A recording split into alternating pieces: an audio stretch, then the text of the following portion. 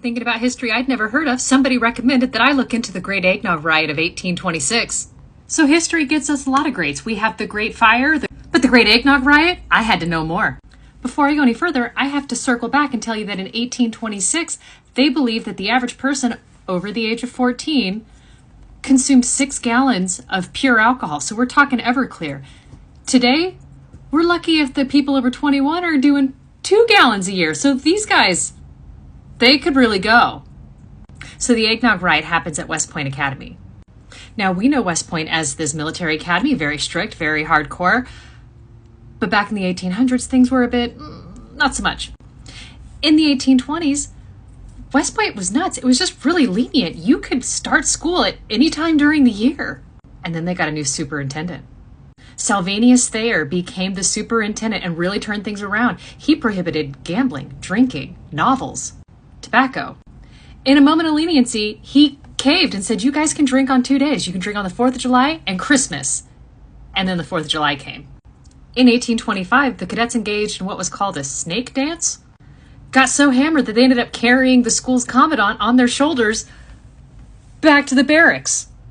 So a year and a half later, Thayer tells the cadets at Christmas time, hey, remember, as you guys get ready to do your thing, no alcohol at the party. With that in mind, the 260 cadets decide it's a great idea to make eggnog in their unrefrigerated dorm rooms. Because when I get drunk, all I want to do is consume copious amounts of thick, viscous eggnog. But these dedicated students, they have to get in a boat and they have to travel down the river to get some alcohol. They get gallons of whiskey. They get all the way to the dock back at the school and they see a security guard. Now, the security guard's not supposed to let them have alcohol, but he can be bribed, like any of us. And they do bribe him for a whopping 35 cents. In today's money, that's like $8. Dude got bought for the cost of a burrito. So Thayer, knowing that his students are, well, college students, he decides to have a couple of people stay at the barracks just to keep an eye on things. He has a captain and a lieutenant. And just before midnight on Christmas Eve, they go to bed because all is quiet. They think all is well. A couple hours later, they wake up to sheer pandemonium of a frat house exploding in joy.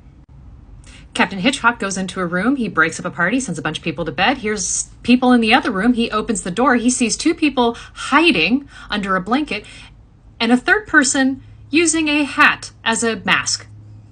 As Captain Hitchcock tries to get Hat Man to tell him who he is, Hat Man gets really upset because Hat Man is a drunken boy. And because this is just too much to continue, I'm going to have to go into part 2. Go that way.